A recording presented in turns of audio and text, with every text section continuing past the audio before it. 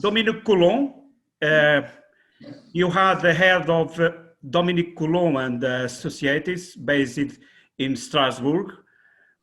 The agency has received many awards and distinctions, namely the Chicago Athenaeum International Architecture Award and the A+ Firm Awards, and was nominated twice for the Mies van der Rohe Award. Starting with your latest build project, the new media library of Pélisson, the most significant and visible gest of the project, I think, is the curved facade embracing an existing tree. What does this moment of the project mean to you? Merci pour les compliments et pour aller, je dirais, droit au but sur la question de cette façade. C'est évidemment, on avait dans ce site un très beau paysage et une nature présente. Et j'ai l'impression que dans ces cas-là, l'architecture, elle doit se plier, en fait, faire écho à ce bel arbre qui est là peut-être depuis 300 ans ou 200, je ne sais plus. Mais voilà, donc j'ai l'impression que c'est une architecture qui accueille, en fait, qui accueille la résonance de l'arbre, une sorte un dispositif en symbiose, en fait. Parce que j'ai l'impression aussi que quand on regarde l'image en partie basse, on voit que cet arbre, en fait, c'est une sorte de sculpture géante. Et là, elle dégage une atmosphère reposante. Et puis, c'est aussi l'arbre qui filtre la lumière. Et donc, je dirais, ça diffuse dans l'espace intérieur une lumière particulière qui est filtrée par le feuillage. Pardon. Et cette maison-là, un peu désolée, triste. Et donc, moi, je me suis dit qu'il fallait absolument conserver cette atmosphère, en fait. Cette atmosphère qui est presque à l'abandon. Là, c'est un jardin à l'abandon. Et puis, en même temps, il est au cœur de la ville. Donc, il a la possibilité je dirais, d'accueillir comment dire, toute une vie, une nouvelle vie. Voilà. Et c'est vrai que là, quand on nous a demandé de travailler sur ce projet, moi, j'ai ressenti une sorte de responsabilité, en fait, de respecter le lieu. Voilà. Et j'ai aussi peut-être pensé aussi à Alvaro Siza quand il a fait son premier pavillon dans l'école d'architecture de Porto.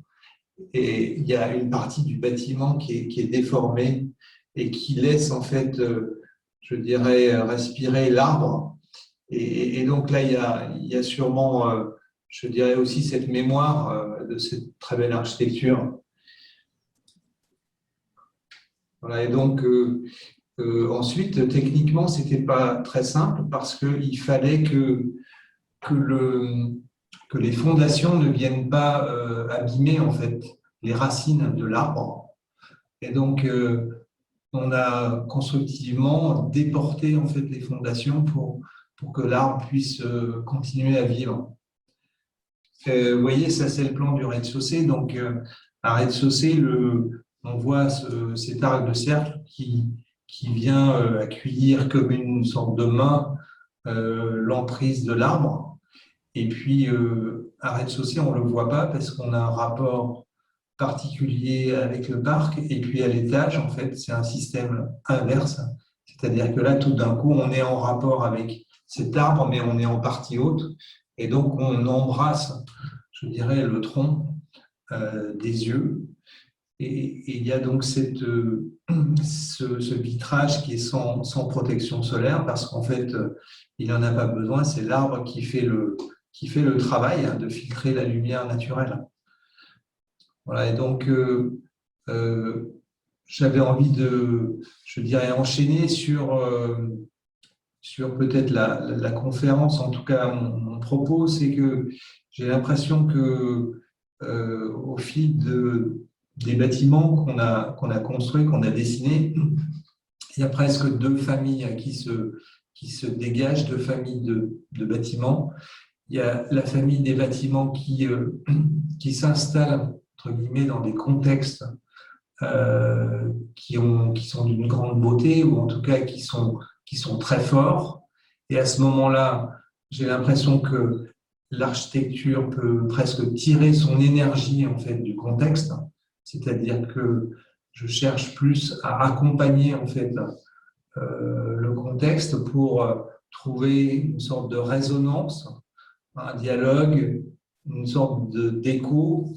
C'est Le Corbusier qui parlait, par exemple, d'acoustique plastique. C'est-à-dire, à un moment donné, il y a comme si on avait presque des ondes invisibles qui font que le bâtiment peut donner le sentiment de s'être plié finalement au contexte. Et puis, il y a une autre famille de projets là où, en fait, on est dans des sites assez difficiles où finalement, il y a une vraie difficulté d'accroche urbaine, par exemple. Et à ce moment-là, j'ai l'impression que ce qu'on a réussi à faire, enfin, ce qu'on fait, c'est plus fabriquer un contexte intérieur, fabriquer une sorte d'univers dans lequel, en fait, on s'extrait du contexte urbain pour fabriquer autre chose, une sorte d'histoire, un univers intérieur qui fait qu'à ce moment-là, on oublie le contexte. I think that idea of an architecture that takes its energy from the context, as you said, is a very interesting concept, I think. Yes, and explains very well the existing of this tree, I think.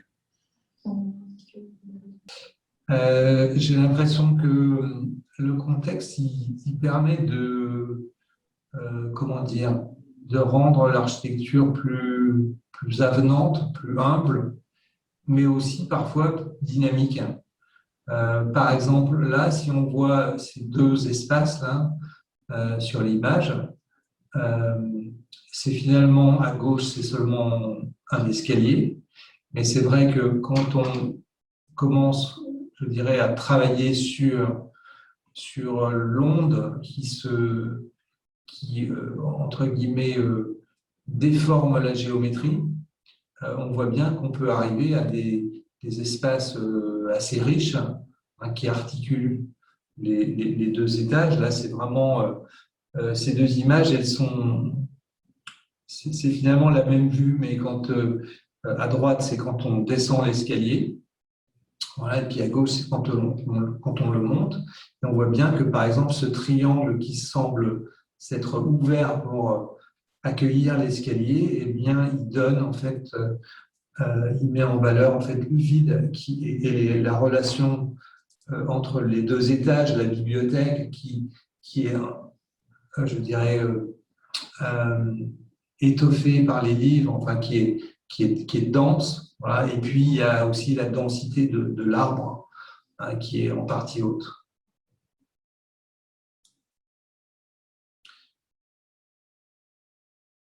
Voilà. Et c'est vrai que pour être retourné sur le site, j'aime bien cette image parce que les personnes qui sont assises, c'est pas moi qui leur ai demandé de s'asseoir là, ils se mettent vraiment là. C'est-à-dire, et c'est vrai que par exemple lire, c'est évidemment être concentré sur un document, mais c'est aussi pouvoir à un moment donné s'échapper. Et puis il y a cet arbre qui est là, qui est presque là depuis tellement d'années et qui habite en fait le bâtiment et le paysage. About the material you used on the facades of Pélisson, kind of a plaster that has a very specific texture, a kind of hammered plaster. And the brickwork of the unique elderly house seems to reveal that the topic of materials and textures is something that interests you particularly and very much. Do you want to say something about this? C'est vrai que peut-être ça c'est un travail plus récent, c'est-à-dire que dans mon travail, j'ai parfois beaucoup développé la question de la couleur. Mais là, dans ces deux cas, donc c'est des bâtiments assez récents, j'ai l'impression que enfin, ce qui m'intéresse dans la texture, c'est que, évidemment, le bâtiment, il a la possibilité de se patiner. C'est-à-dire se patiner, c'est-à-dire c'est pas comme se patiner, c'est pas se salir. C'est, j'ai presque envie de dire, s'enrichir dans. Et c'est vrai que, par exemple, là, sur ces deux façades, on a une rugosité qui va permettre, en fait, à la façade de prendre peut-être des mousses, je dirais, ces défauts finalement vont accrocher une sorte de couche supplémentaire. Et c'est un peu, je dirais, ce qu'on peut retrouver, par exemple, dans les villes italiennes où on peut avoir des très beaux enduits, parce que justement, ces enduits ils sont pas neufs, mais ils ont, je dirais, accumulé la patine du temps. Et donc, là, si par exemple on prend les briques de l'image de droite, ce qu'on a essayé de faire, c'est que, alors déjà, on les a, c'est un fabricant artisanal, enfin c'est une fabrication artisanale, donc c'est quelqu'un qui fait les briques à la main.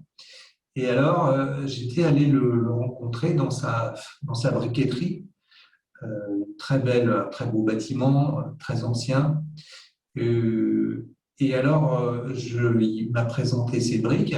Et puis, sur le côté, comme ça, il y avait des rebuts, c'est-à-dire en fait un tas de briques qui avaient des défauts. Et je lui ai demandé qu'est-ce qu'il faisait de ces briques. Il me dit, ces briques, en fait, elles ont trop de défauts pour être vendues, parce que souvent les personnes veulent que les briques ressemblent à du carrelage. Voilà. Et lui, il me dit, moi j'aime bien ces briques avec ces défauts parce qu'elles portent aussi, j'ai envie de dire presque l'histoire de leur fabrication. Voilà, c'est-à-dire des fois elles sont un peu brûlées, elles sont un peu déformées. Et évidemment, moi j'ai pensé aussi à la maison de Alvar Aalto, où il avait testé tous ces dispositifs de briques où sa maison était une sorte de support pour regarder comment le matériau réagit avec la lumière. Et là, en fait, ce qu'on a fait, donc, c'est que moi, je lui ai dit, écoutez, j'aimerais bien travailler avec ces briques qui ont beaucoup de défauts. Et donc, on a simplement augmenté la taille des joints, qui sont un peu plus gros qu'habituellement, pour absorber les défauts, parce que des fois, elles sont déformées comme ça. Et puis, c'est vrai que du coup, comme elles avaient des défauts et elles étaient déformées, on s'est dit qu'on allait accentuer en fait la mise en œuvre, les décalages pour que la brique accroche la lumière en fait. Voilà. Et c'est vrai que là, on a une façade qui regarde le sud, c'est une façade sud, donc elle accroche bien la lumière. Le bâtiment, il est au bord du Rhin. Voilà. Et donc, il y a aussi quelque chose de, je dirais, un effet enfin, le contexte, c'est un contexte portuaire avec des gros bateaux qui remontent le fleuve et qui vont jusqu'à Rotterdam, donc de Bâle jusqu'à Rotterdam. Et c'est vrai que dans le site, il y a aussi des bâtiments très gros avec une échelle industrielle qui est intéressante. Et donc, avec notre petit bâtiment, on avait envie de tenir en gros un peu la rampe je dirais, en luttant en fait avec cette rugosité de texture. Voilà.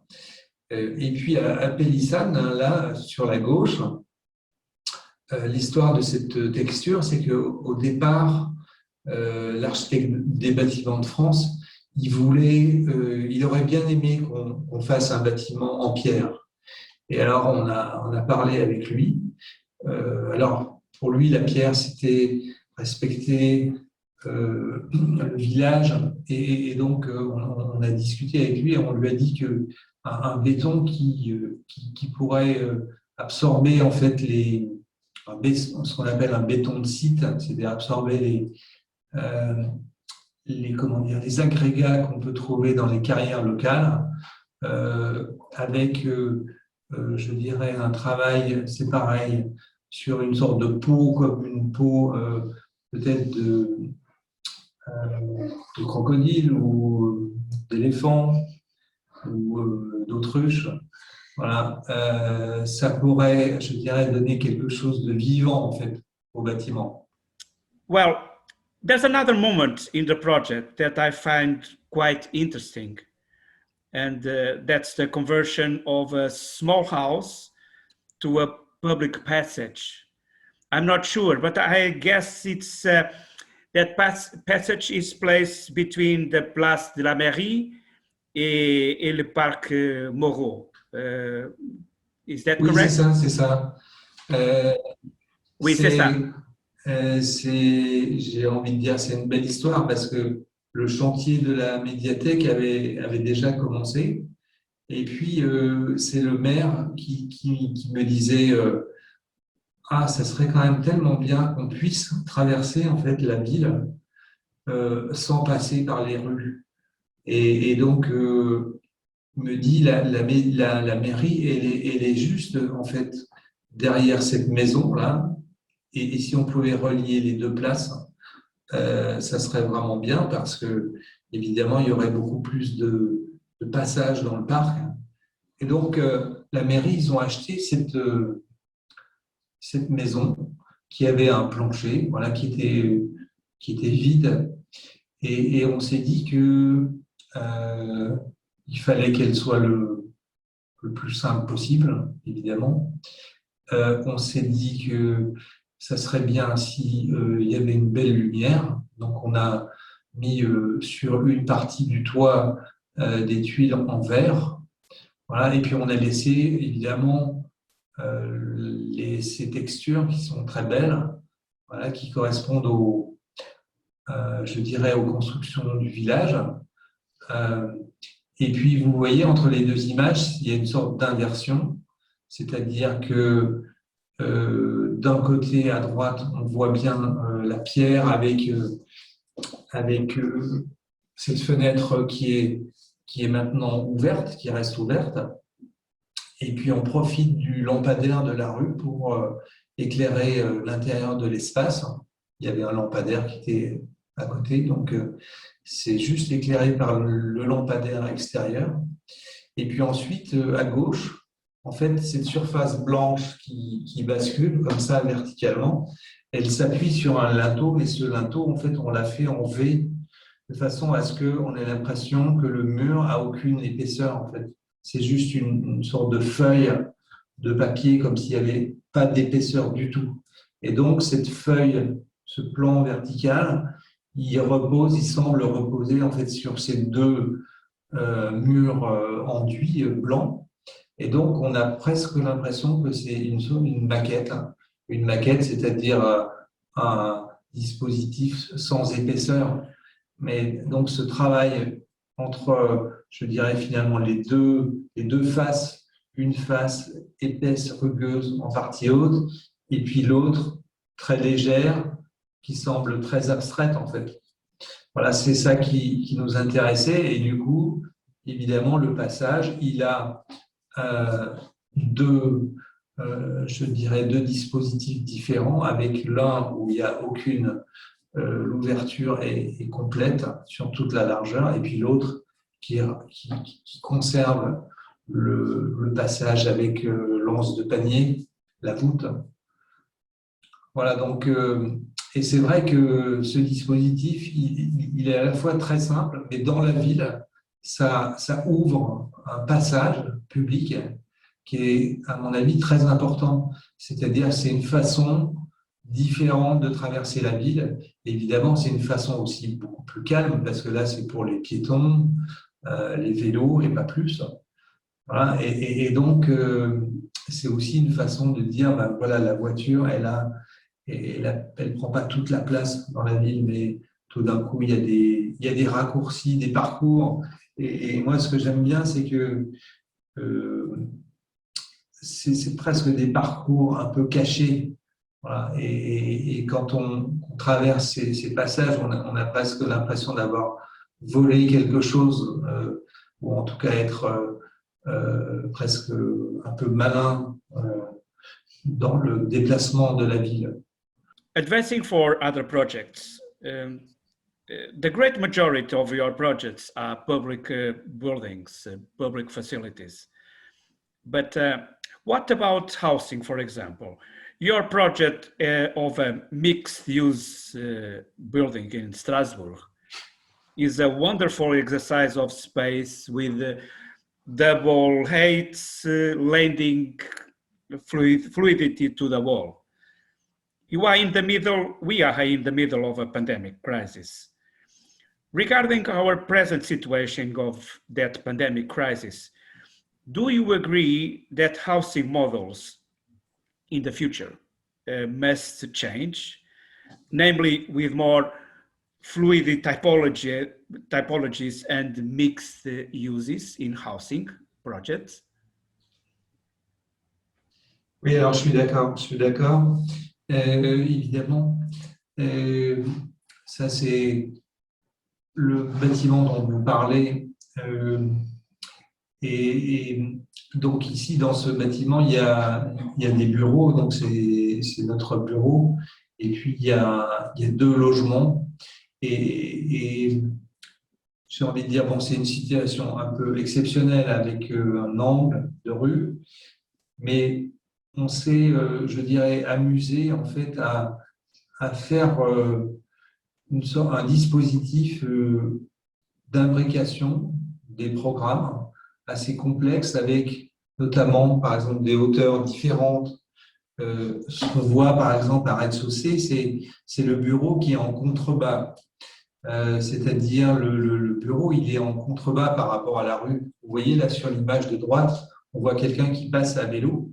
Et donc, c'est vrai que quand on travaille, les personnes sur le trottoir, ils peuvent se rater et regarder en fait dans le bureau pour voir ce qu'on fait.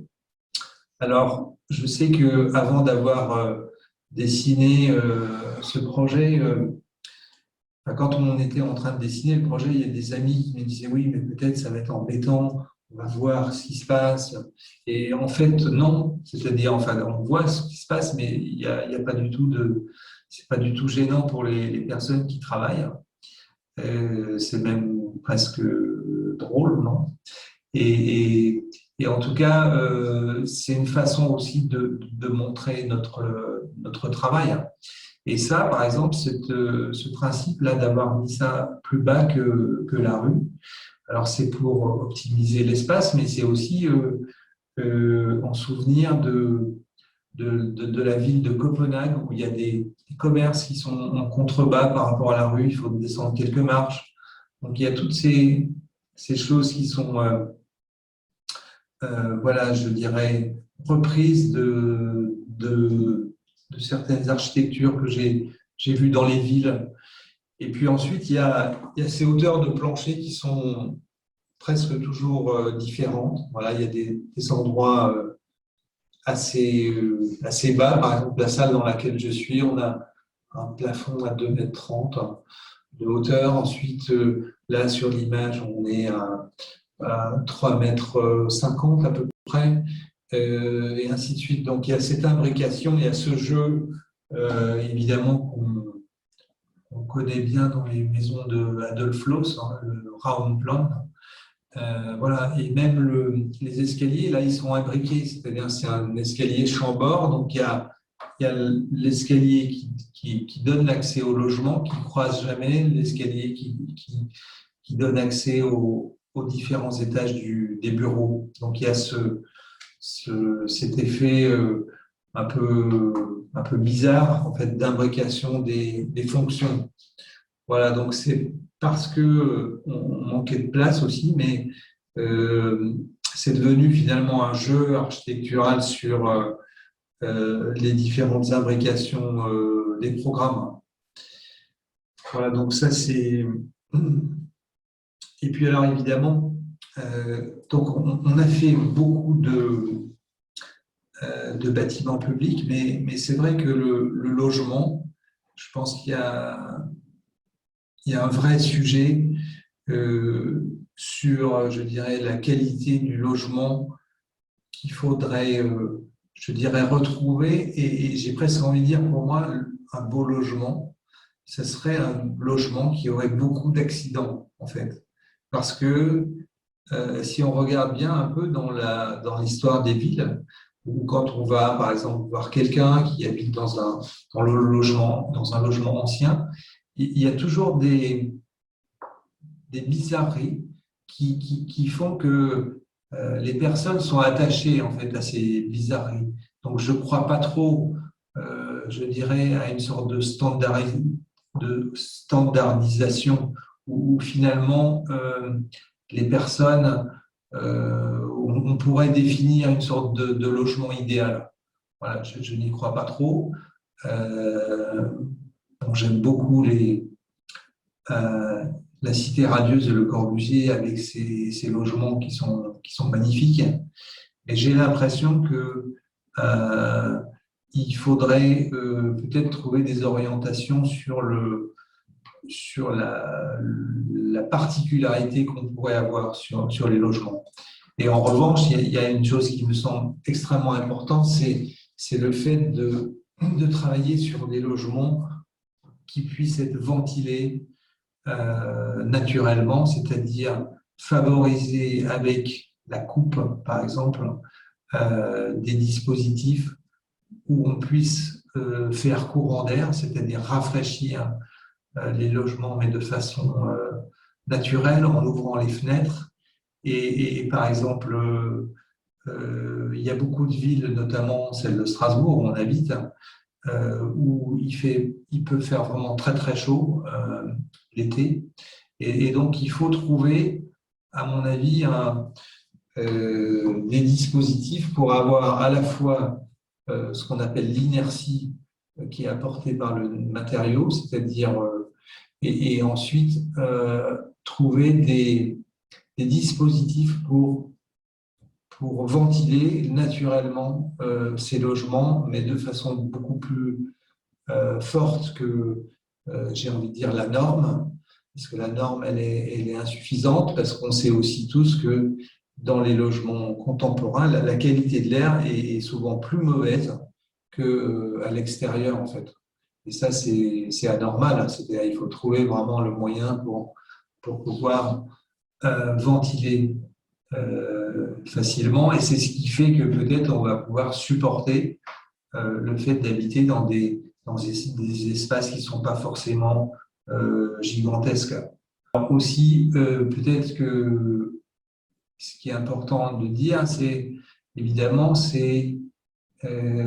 moi j'aime bien quand il n'y a pas des parcours uniques dans le logement, c'est-à-dire on peut tourner autour, passer à plusieurs endroits, c'est-à-dire finalement pouvoir, je dirais, mentalement s'échapper. Voilà, ça me paraît important. Donc, une fluidité spatiale et une fluidité dans le parcours. Cette fenêtre-là qu'on a faite dans ce logement, eh bien, c'est une fenêtre, c'est un espace habité. Et c'est vrai que là, le rapport à l'extérieur, le fait de pouvoir se blottir en fait dans la façade, il y a quelque chose de finalement reposant parce qu'on est presque dehors. Voilà, on est chez soi, mais en même temps, on est dans une sorte de cocon extérieur. Et ça, je pense que c'est important, c'est-à-dire à un moment donné, les murs deviennent meubles aussi, deviennent le mobilier. Et donc, il n'y a plus il n'y a plus de dissociation entre le mur et finalement, c'est peut-être une façon d'habiter le mur. Voilà. C'est des choses qu'on voyait, par exemple, je pense à une maison de Gaudi ou même de Loos, où on voit que, par exemple, il y a un petit banc autour de la cheminée. Et là, on se blottit à un endroit, et c'est dans ces endroits-là qu'on peut avoir une discussion, des moments particuliers dans la journée pour échanger. Donc, je pense beaucoup à ce genre d'architecture en fait, qui favorise des choses qui rendent, qui permettent en fait des dispositifs relationnels. Effectivement, le mobilier, si c'est l'architecture qui contient le mobilier, en fait, j'ai l'impression qu'il y a une fluidité qui est augmentée. C'est-à-dire que, un peu peut-être comme ce qu'on peut trouver dans certaines maisons japonaises, où il y a des pièces de rangement, et ces pièces de rangement, elles permettent en fait de dégager l'espace pour que cet espace il soit plus fluide. Voilà. Et donc, c'est peut-être un bon moyen, sans faire des logements trop grands, parce qu'évidemment, des logements trop grands, il y a il y a une difficulté par rapport je dirais, au coût de la construction. Mais j'ai l'impression que même avec des surfaces finalement assez petites, si on trouve des dispositifs spatiaux, on peut donner le sentiment que c'est plus vaste en fait. Et j'ai envie de dire la générosité spatiale dans un logement, elle est très importante et c'est pas forcément lié ni à la surface ni au volume. C'est-à-dire que l'agencement des espaces, si c'est organisé intelligemment, peut donner le sentiment que le logement est plus grand qu'il n'est en réalité. Donc finalement, un grand espace, pour moi, ça suffit pas. Il y a des ingrédients qui relèvent de l'architecture qui manquent. Voilà. Donc, je suis pas trop pour parfois cette simplification qui consiste à dire voilà, un beau logement est un grand logement. Je trouve que c'est un peu, c'est pas suffisant. C'est nécessaire, mais pas suffisant. Et là, l'architecte, il a évidemment un rôle très important. Voilà. Et c'est vrai que j'ai envie de dire, c'est pas pour rien que Le Corbusier a travaillé de façon très précise avec Charlotte Perriand, par exemple, pour dessiner des meubles qui soient très adaptés à l'ergonomie. Voilà, il y a toute une série d'attentions qui sont dessinés dans les logements de Le Corbusier qui font plaisir à voir parce qu'on sent bien que les choses ont été pensées, voilà, mais de façon, je dirais, avec une générosité spatiale et dans l'usage aussi. Voilà, donc les usages, ils se rattachent finalement à l'ergonomie. Et l'ergonomie, pour moi, c'est l'architecture, la façon dont les éléments sont assemblés les uns par rapport aux autres. Très bien. Well, commenting the present situation of contemporary architecture, you referred in a recent interview the need of taking political decisions in order to implement new ecological horizons. What is your view about the present situation of architecture and its future in a global world? Je pense que l'architecte il a un rôle extrêmement important. Évidemment, il a aussi un pouvoir je dirais, de convaincre. Convaincre que son rôle, je dirais ses compétences sont indispensables. Voilà. Et donc, l'architecte, il a aussi, je dirais, ce rôle pédagogique à avoir vis-à-vis, par exemple, des décideurs politiques, hein, c'est-à-dire il doit être capable d'alerter les choses parce que il ne s'agit pas, il n'y a pas qu'une question de normes.